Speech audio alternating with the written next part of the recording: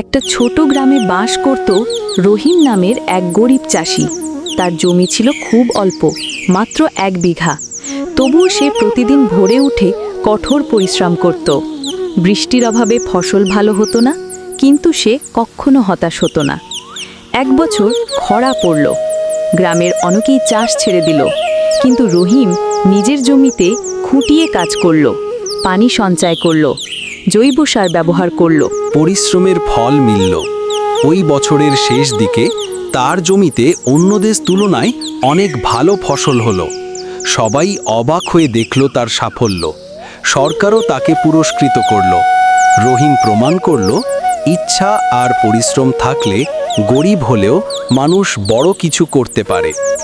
এই গল্প আমাদের শেখায়, ধৈর্য, চেষ্টা আর সততার ফল কখনোই বৃথা যায় না।